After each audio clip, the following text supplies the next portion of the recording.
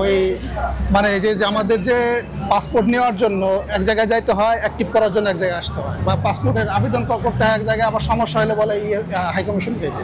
এই বিষয়ে কথা বলতেছে। এই বিষয়টা তো আসলে আমাদের সবার জন্য মনে করেন যে একটা অনেক কষ্টকর, বিশেষ করে এখানে তো কেউ আর নিজস্ব কোম্পানিতে কাজ করে। আচ্ছা আচ্ছা। সবার মনে করেন যে আলাদা আলাদা একটা বসের আন্ডারে কাজ করা লাগে, বুঝছেন? তো সেই জায়গায় মনে করেন একের অধিকবার বসের কাছে ছুটি যাওয়া, 1 দিন 2 দিন 5 দিন ছুটি যাওয়া মানে বসের কাছে কোনো রকম খারাপ হয়ে যাওয়া। বসে বারবার জিজ্ঞেস করে একটা পাসপোর্টের জন্য কয়বার যাওয়া লাগবে। হ্যাঁ, এটা তো এরা বুঝে না যে আমাদের পাসপোর্টে এত সমস্যা। আমাদের এমনি টাকা খরচ করে আসা লাগবে, সময় ব্যয় করা লাগবে, এখানে সিরিয়াল দাঁড়ায় থাকা লাগে প্রতিদিন। উপরে রোদ দেখেন কি পরিমাণে, লোকের গায়ের গরম আছে, সব কিছু মিলে অনেক কষ্ট।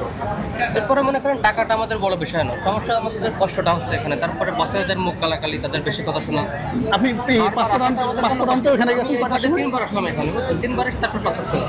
তারপরে ওখান থেকে পাসপোর্ট নিয়ে এখানে আসলাম, অ্যাক্টিভ করতে বিভিন্ন রকম ঝামেলা। এগুলো যদি একটু মনে করেন এক জায়গায় হয়তো সব কিছু, বা আমাদের একটা নিয়ম করে যে অমুক দিনে বেরোবে, পাসপোর্টটা হয়ে গেছে, আপনি যায় অমুক জায়গা থেকে এক জায়গা থেকে নিয়ে আসেন, তাই না? এরকম হলে দেখা গেছে আমাদের উপর কিছুটাই, এটা তো আমাদের দেশ না, মনে করেন যা কিছু এটা করতে পারি না, অন্য বসেদের আন্ডারে আমাদের করা লাগে। সেক্ষেত্রে এটা আসলে আমাদের জন্য অনেক কষ্টদায়ক। আর মনে করেন যে বিশেষ করে বস তো আর আমাদের মতো আমাদের উপরে বসবে না, বুঝে না। কারণ মালয়েশিয়ানদের একটা পাসপোর্ট দিনে আবেদন করে পর দিন জানিয়ে আসে, কিন্তু আমাদের তো এরকম না। আমাদের মতো অনেক বসে ভাবে যে মিথ্যা কথা বলতেছে মনে হয়, তাই না? এই জন্য মনে করেন আসলে অনেক কষ্ট।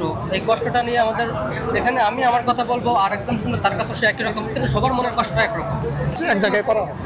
তো আমি চাচ্ছি যে মানে প্রবাসী ভাইদের মতামত নেওয়ার জন্য আপনাদের মতো করে আরো কয়েকজন আগায় আসুক, তারা কথা বলুক, তাহলে দেখবেন বিষয়টা একটু আমাদের। হ্যাঁ, এই যে আপনি যেমন খোলামেলা কথা বললেন, এই আপনার এই ভিডিওটা যদি কোনো কারণে হাই কমিশন বা বাংলাদেশের কোনো অথরিটির কাছে যায়, সেই জিনিসটা নিয়ে চিন্তা করবে যে আসলে তো এইভাবে কোনো সিস্টেম চলতে পারে। চিন্তা করা উচিত। দেখা গেছে তারা তো এক জায়গায় বসে থেকে কাজ করে, তারা বোঝে না আমাদের প্রতিদিন যাওয়া আসা বা এই বছরের সঙ্গে বিষয়টা ডিসকাস করে কতটা কষ্টকর, এটা তারা বোঝে না।